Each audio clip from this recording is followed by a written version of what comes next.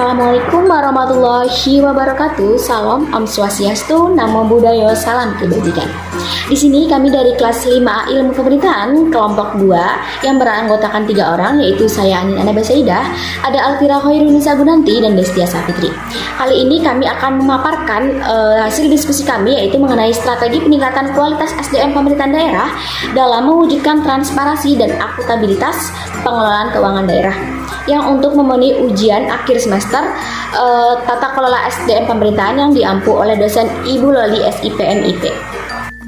Baik, langsung saja mengenai pembahasan yang pertama, yaitu latar belakang. Tata kelola SDM pemerintahan yang baik di Indonesia yaitu bersifat transparansi dan akuntabilitas. Tapi pada realistisnya yang kita bisa lihat pada saat ini masih banyak kekurangan dalam kualitas SDM-nya tersendiri.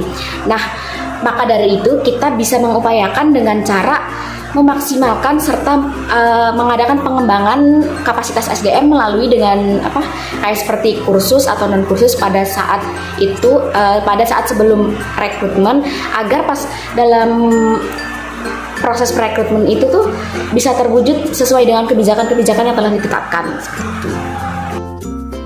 Selanjutnya yaitu mengenai metode penelitian. Di sini kami menggunakan metode penelitian studi literatur di mana mengumpulkan data atau karya tulis ilmiah yang akan ditelaah untuk memecahkan suatu masalah yang lebih mendalam. Nah, selain itu juga kita menggunakan penelitian dari sumber data sekunder di mana yang diperoleh dari pihak kedua, contohnya seperti dari jurnal, artikel, dan sebagainya.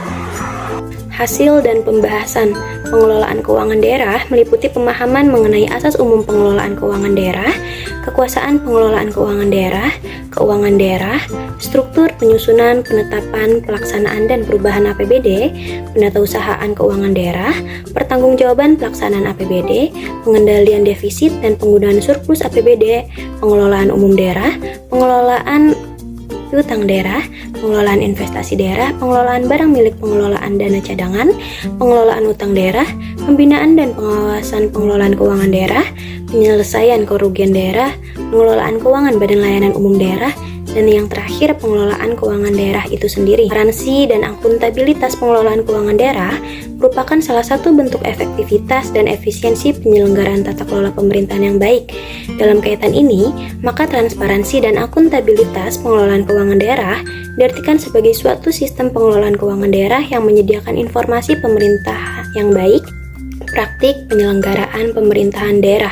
Dalam praktik penyelenggaraan pemerintah daerah, maka transparansi dan akuntabilitas pengelolaan keuangan daerah dilakukan dengan cara menyediakan informasi mengenai kecukupan penerima periode perjalanan untuk membiayai seluruh pengeluaran, menyediakan informasi mengenai kesesuaian cara memperoleh sumber daya ekonomi dan alokasinya dengan anggaran yang ditetapkan dan peraturan perundang-undangan.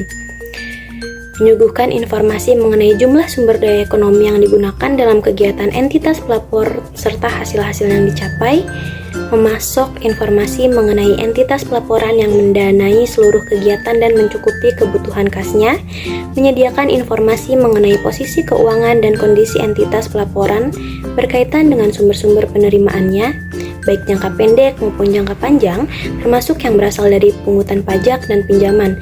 Yang terakhir, menyediakan informasi mengenai perubahan posisi keuangan entitas pelaporan, apakah mengalami kenaikan atau penurunan sebagai akibat kegiatan yang dilakukan selama periode pelaporan. Ketujuh, mengembangkan sistem dan standar akuntansi pemerintah berdasarkan sistem pencatatan double entry dengan basis aktual.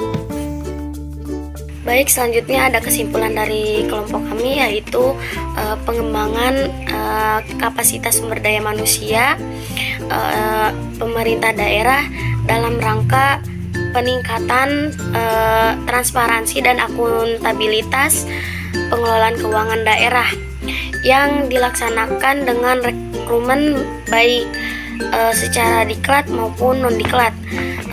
Bahkan ini juga bukan merupakan langkah yang begitu sederhana. Dan di samping itu juga memerlukan waktu yang sangat relatif panjang dan anggaran yang tidak sedikit. Dan ada inovasi dari kelompok kami yaitu melakukan pelatihan dan sosialisasi khususnya dalam meningkatkan kompetensi pengelolaan keuangan secara berkelanjutan dan terpadu. Selanjutnya yang kedua, melaksanakan strategi peningkatan kualitas laporan keuangan sesuai dengan hasil yang telah dirumuskan gitu. Dan yang ketiga, mengembangkan sumber daya manusia yang memahami paradigma anggaran pembaharuan manajemen pengelolaan keuangan dan tergerak untuk mengikuti pembaharuan tersebut.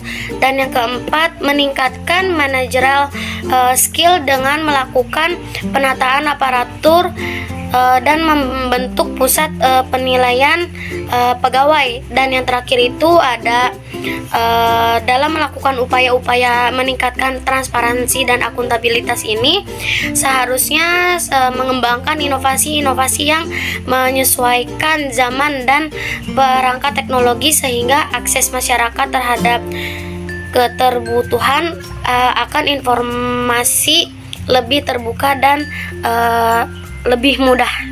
Segitu aja dari saya dan kelompok saya. Wassalamualaikum warahmatullahi wabarakatuh.